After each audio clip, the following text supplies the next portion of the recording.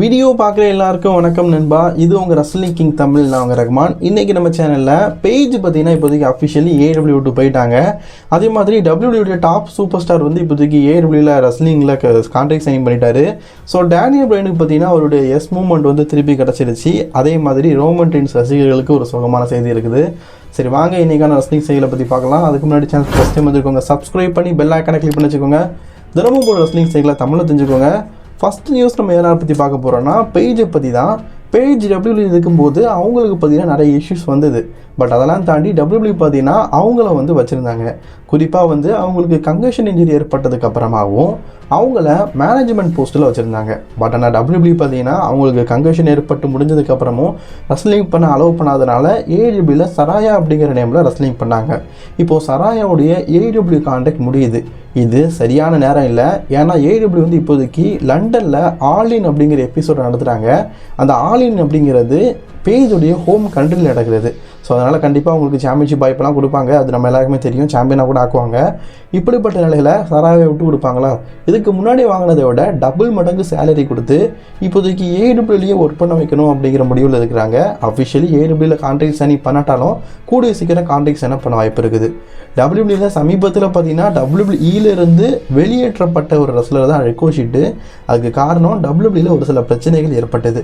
இப்போதைக்கு அவர் அஃபிஷியலி பார்த்தீங்கன்னா all elite wrestling கம்பெனியில் கான்ட்ராக்ட் சைனிங் பண்ணிட்டாரு.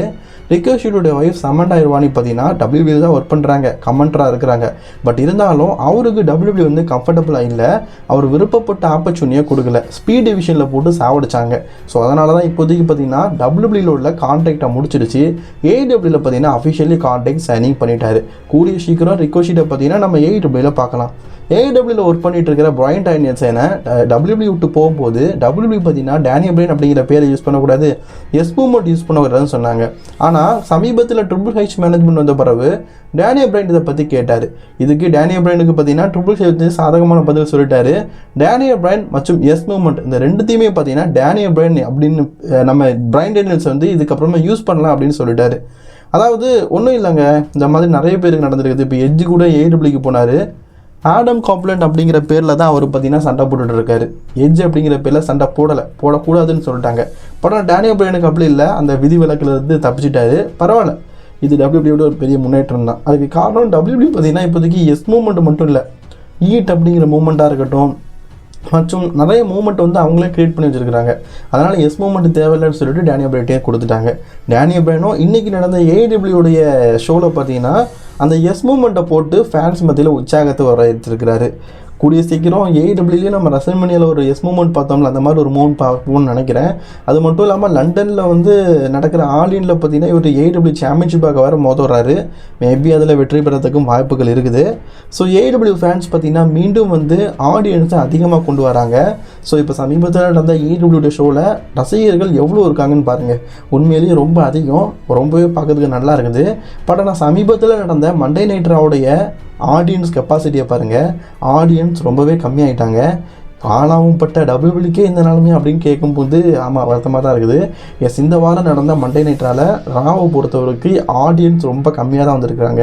அங்கங்கே எம்டி சீட் இருக்கிறத நீங்களே பாருங்கள். இப்படியே போச்சுன்னா AEW மாதிரி WWEயும் பேரும் போல இருக்குது. அடுத்த செய்தி யாரை பற்றி பார்க்க போகிறோன்னா உங்கள் ட்ரைபல் சீஃப் ரோமன் ரெயின்ஸை பற்றி தான் பார்க்க போகிறோம். ரோமன் ரெயின்ஸோடைய ஷெடியூலை பார்த்தீங்கன்னா WWE வந்து அஃபிஷியலி ஷட் டவுன் பண்ணிட்டாங்க. இந்த வாரம் நடக்க போகிற ஃப்ரைடே நைட் ஸ்மெக்டவுனாக இருக்கட்டும், அதுக்கு வாரம் அடுத்து நடக்கிற ஸ்மெக்டவுனுக்காகவும் ரோமன் ரெயின்ஸ் வரமாட்டார். கண்டினியூஸாக பார்த்தீங்கன்னா ரோமன் ரெயின்ஸோட ஷெடியூல் வந்து கேன்சல் ஆகிருக்குது. ரோமன் ரெயின்ஸை இதுக்கப்புறம் நம்ம எப்போ தான் பார்ப்போம் அப்படின்னு கேட்டிங்கன்னா செப்டம்பர் 13 WWE பார்த்தீங்கன்னா ஃபாக்ஸ் நெட்வொர்க்லேருந்து விடுபட்டு USA நெட்வொர்க்கு ஸ்மாக்டவுன் வந்து மூவ் ஆகுது. அந்த ஸ்மாக்டவுன் எபிசோடில் தான் பார்த்தீங்கன்னா ரோமன் ரெயின்ஸை அட்வர்டைஸ் பண்ணியிருக்கிறாங்க. அப்போது இன்னும் ஒரு 2-3 வாரத்துக்கு நம்ம ஸ்மாக்டவுனில் ரோமன் ரெயின்ஸை பார்க்க மாட்டோமான்னு கேட்டிங்கன்னா WWE இதுவரைக்கும் அட்வர்டைஸ் பண்ணலை. மேபி அட்வர்டைஸ் பண்ணதுக்கு வாய்ப்பு இருக்குது. இடையில பேஸ் இருந்த பெர்லியம் அப்படிங்கிற ஒரு பேப்பரி நடக்க போகுது. ஸோ அதில் ரோமன் ரெயின்ஸுக்கு மேட்ச் இருக்காது அப்படிங்கிறது இதன் மூலியமாக நல்லாவே தெரியுது. ஸோ அதனால தான் WWE பார்த்தீங்கன்னா ரோமன் ரெயின்ஸை இப்போதைக்கு அடுத்தடுத்த அட்வர்டைஸ்மெண்ட்லேருந்து தூக்கிட்டாங்க. அப்போ ஃபேன்ஸ் வந்து எதிர்பார்ப்பாங்கல்ல, ரோமன் ரெயின்ஸ் வந்து பெரியில் சண்டை போடுவார்னு. அதனால தான் அடுத்தடுத்த ஸ்மாக்டவுனில் பார்த்தீங்கன்னா ரோமன் ரெயின்ஸை தூக்கிட்டாங்க போல இருக்குது. ரோமன் ரெயின்ஸை இதுக்கப்புறமா நீங்கள் வந்து அஃபிஷியலி பார்க்கணுன்னா செப்டம்பர் 13 தான் பார்க்க முடியும். மேபி WWE வந்து இடையில ஏதாவது ஒரு ஸ்மாக்டவுன் எபிசோடில் ரோமன் ரெயின்ஸை வர வைக்கவும் வாய்ப்பு இருக்குது. சாஷா பேங்க்ஸ் பார்த்தீங்கன்னா WWE விட்டு போயிட்டாங்க. இது எல்லாருக்குமே தெரியுமாப்பா. இப்போ தான் அவங்க வந்து AEW ஒர்க் பண்ணிட்டு இருக்காங்களே, மெர்கெண்டர் மோல்னு, அவங்கள பற்றி ஒரு செய்தி கிடச்சிருக்குது. AEW விட்டு அவங்க போகிறதுக்கு முன்னாடி WWE தான் ஃபஸ்ட்டு வந்தாங்களாம். ட்ரிபிள் ஹெச் மேனேஜ்மெண்ட்டில் WWE இருக்குது. சரி, நல்லா இருக்குது. சரி, சண்டை போடலாம் அப்படின்னு ட்ரை பண்ணும்போது AEWவோட ஆஃபர் ரொம்ப நல்லா இருந்தது. அதிகமான சேலரி தரோம், இண்டிபெண்ட்டாக இருக்கலாம், நீங்கள் எந்த ரெஸ்லிங் கம்பெனி வேணாலும் போய் சண்டை போடலாம் அப்படின்னு சொல்லிட்டு நிறைய ஆஃபர் கொடுத்துருக்காங்க. AEWடைய தொடர் எபிசோடை பார்த்து அவங்களுக்கு ரொம்ப பிடிச்சி போச்சு. அதனால தான் பார்த்தீங்கன்னா AEW கான்ட்ராக்ட் சைனிங் பண்ணியிருக்காங்க. WWEல ஒரு வருஷத்தில் சம்பாதிக்கிறத பார்த்தீங்கன்னா AEWல பாதி வருஷத்தில் சம்பாதிக்கிறாங்களாம். விருப்பப்பட்ட மாதிரி சண்டை போடுறாங்களாம். இது மட்டும் இல்லாமல் ஃபினான்ஷியலாக பார்த்தீங்கன்னா அவருடைய ஹஸ்பண்ட் வந்து இப்போதைக்கு டிவோர்ஸ் ஆகிட்டாங்க. அதாவது சாஷா பேங்க்ஸும் சாஷா பேங்க்ஸ் ஹஸ்பண்டும் WWE தான் ஒர்க் பண்ணாங்க. ரெண்டு பேருக்கும் பார்த்தீங்கன்னா இப்போ மனக்கசப்பு ஏற்பட்டுட்டு இப்போ ஸ்டில் அவருடைய ஹஸ்பண்ட் வந்து WWE தான் ஒர்க் பண்ணிட்டு இருக்காரு. காஸ்டியூம் டிசைனராக ஒர்க் பண்ணிட்டு இருக்காரு. ஸோ அவர்கிட்ட மேபி பார்த்தீங்கன்னா WWE போனாங்கன்னா ரெண்டு பேருக்கும் சண்டை ஏற்படும். ஒரே கம்பெனியில் ரெண்டு பேரும் வேலை பார்த்தா நல்லா இருக்காது. அப்படிங்கிற காரணத்தினாலே பார்த்தீங்கன்னா அவங்க WWE போகிறத ரொம்ப நாளாக அவாய்ட் பண்ணிட்டு இருந்தாங்களாம். ஆனால் AEW இந்த மாதிரி ஒரு ஆஃபர் கொடுத்த உடனே நம்ம AEWக்கே போயிடலான்னு சொல்லிட்டு AEWக்கே போயிட்டாங்களாம். அவங்க ஹஸ்பண்ட் இருந்த ஒரு காரணம், இன்னொன்று ஆஃபரு, ரெண்டாவது அதிகமான சேலரி.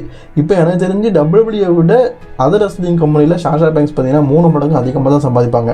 ஏன்னா ஆல்ரெடி அவங்க சொல்லிட்டாங்க 2 மடங்கு அதிகமாக AEW சேலரி தராங்கன்னு. இன்னொரு விஷயம் என்னென்னா அவங்க அதர் ரெஸ்லிங் கம்பெனியில் போய் சண்டை போடுறாங்க. அப்போ அதுக்கும் காசு கிடைக்கும்ல. காசை ரொம்ப கல்லாக கட்டுறாங்கங்க. அதே மாதிரி ஜே ஊசோக்கு பார்த்தீங்கன்னா நேற்றுக்கு பிறந்த நாள். அவருக்கு மட்டும் இல்லை, ஜிம்மி ஊசோ 2 பேருக்கும் சேர்ந்து தான் பிறந்த நாள்.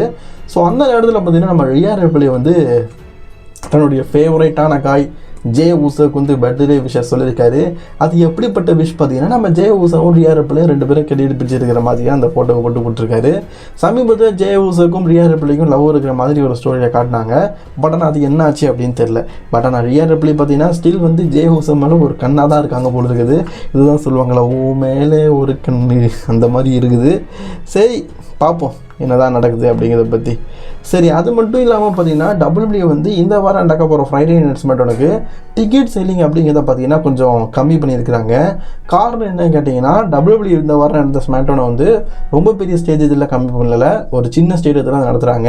அதுக்கான காரணம் என்ன கேட்டிங்கன்னா சமீபத்தில் நடந்த ஸ்மாக்டவுனோட எபிசோட ஆடியன்ஸ் வந்து அதிகமாக வரது இல்லையா. இப்போ ராக் நான் முன்னாடி சொன்னோம்ல, ஃபேன்ஸோடைய கெப்பாசிட்டி வந்து ரொம்ப கம்மியாயிடுங்க. அதே மாதிரி இதுக்கும் ஃபேன்ஸ் வந்து ரொம்ப கெப்பாசிட்டி கம்மியாயிருச்சு. ஸோ அதனால் வேறு வழியே இல்லாமல் WWE பார்த்தீங்கன்னா டிக்கெட் செல்லிங்கை வந்து கம்மி பண்ணியிருக்கிறாங்க. 90,000 டிக்கெட் பார்த்தீங்கன்னா இந்த வாரம் நடக்க போகிற ஸ்மாக்டவுனுக்கு வந்து சேலிங் பண்ணியிருக்கிறாங்களாம். இதுக்கு முன்னாடிலாம் 14, 15, 16,000 டிக்கெட் கூட ஸ்மாக்டவுனுக்கு வந்துருக்குது. இப்போ 9க்கு வந்துருக்குது. இப்போ சரிக்கு சதி பாதி ஆகிட்டு WWE வியூவர்ஷிப் எங்கே போகுதுன்னு எனக்கும் தெரில. போக போக இப்படியெல்லாம் ஃபியூடு போச்சுன்னா கடைசியில் 5,000, 4,000 சொல்லிட்டு டிக்கெட் விற்றுக்கும் போல இருக்குது. அந்தளவுக்கு ஃபேன்ஸோட என்ட்ரன்ஸும் ரொம்ப கம்மியாயிட்டு WWEக்கு. Okay friends,